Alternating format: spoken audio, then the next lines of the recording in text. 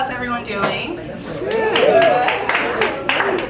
After that awesome presentation by Nicole, I invite us all to stand up, kind of just shake it out. I'm also a little nervous, so this is giving me an opportunity to get nervous. So, hi everyone. My name is Ashley Moore. I am an organizational change leader. I actually went to school for organizational psychology, so I have a background in industrial organizational psychology and change management. I spend a lot of my time helping organizations navigate transformation, technology transformation, cultural transformation, leadership transformation.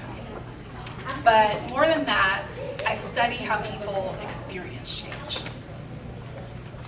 how they respond to it, and what gets in the way. My story begins when I was in a client workshop. We were mapping priorities when one executive said, "We need to consider bandwidth." Another added, "Yes, we have competing priorities. We need to understand what's going on." The room nodded. It made sense. But something didn't sit right with me. At the time, I thought we were just talking pure change management. We weren't. Bandwidth is an output measure. It tells you what someone can produce, not what someone can carry.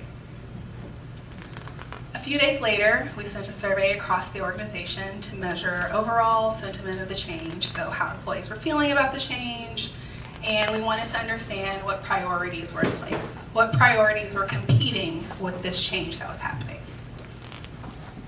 And when I read the responses, I noticed something very subtle but important. We weren't talking about bandwidth. Employees weren't just telling us what they could do, they were telling us what they couldn't do, what they couldn't carry. You can have bandwidth and still have no capacity. Now, when I was consulting with this client, I had this revelation during my own very intense bout of burnout. I was leading a very high-stakes internal change where I was staying up until 1, 2 o'clock in the morning. I'm a relatively newish mom. I have a 2.5-year-old son. And my son is anything like, the children, y'all's children, he's bouncing off the walls. Tons of energy, will not sit down. He just learned how to climb out of his crib. He knows how to unlock doors. He knows how to get his own ice from the freezer. And also during the time of this huge change, he had hand-foot-mouth disease. Which, if you know that, that's very gross. He had a huge blister on his tongue, and he had just understood the concept of brain freeze. So when he started eating, he's like, Mama, brain freeze, because he's in so much pain. So while I'm navigating this very complex internal change, consulting with clients, I have a son that needs me. I did not have the capacity. I didn't have that word yet. I went to tell my manager, I was like, "Hey, I'm drowning. I need help. I need support." And she goes, "Well, it looks like you have about 4 hours to spare this week. Like, what do you mean?" 4 hours, right? 4 hours to spare. I'm at capacity. And that's the gap.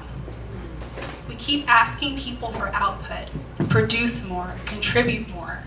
We're measuring people on performance metrics that aren't capturing the whole picture. We're asking for all of these things, and we're not asking our employees, the people that matter, what are you holding?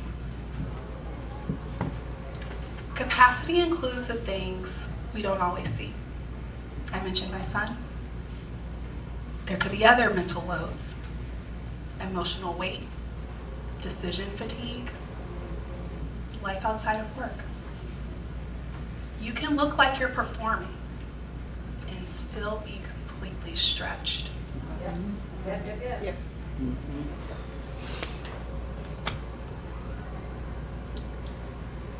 When we confuse bandwidth with capacity, we misread people.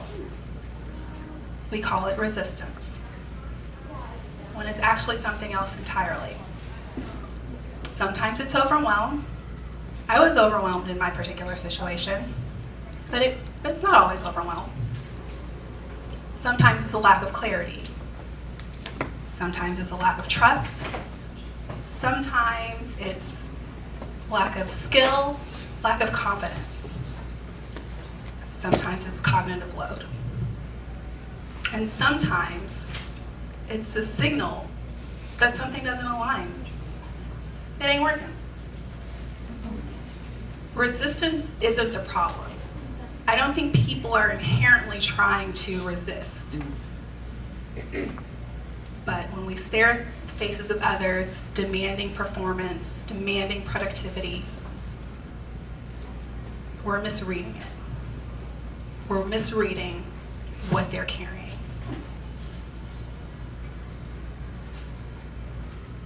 What if we treated capacity as a signal? Not a limitation, not an excuse, a signal. Because when someone hesitates, when they slow down, when they push back, they're telling you something. Not about their willingness, about what they can hold, about their capacity. And I don't think we pay enough attention to it.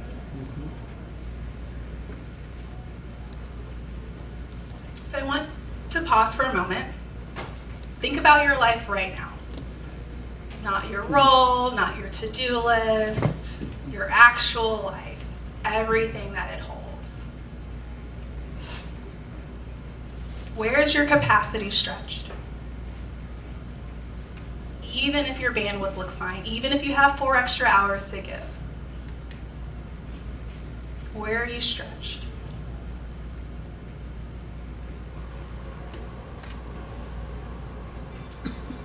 Understanding capacity, it doesn't require a new system, or it doesn't require a new system. It requires a shift in language.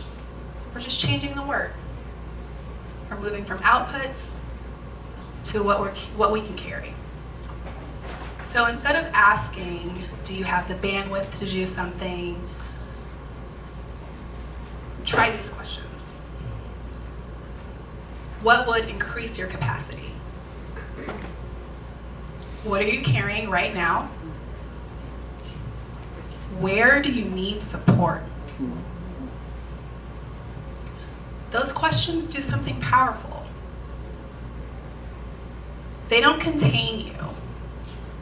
They invite truth. And when people tell the truth, well, we can actually lead people and not manage output.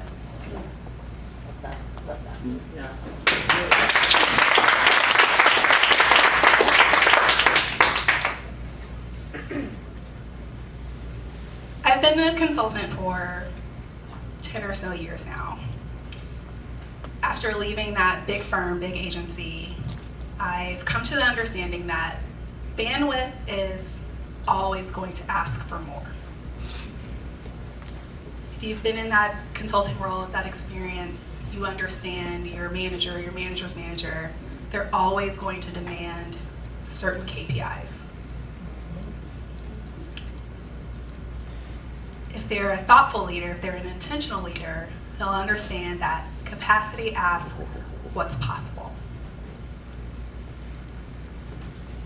And if we want better organizations, better leadership, better lives, we have to stop measuring people by what they produce and start listening to what they carry. Because when we honor capacity, We don't just get better outcomes. We don't just get better productivity metrics, performance indicators. We get better outcomes. We get more honest humans. So this is my call to start listening to your capacity.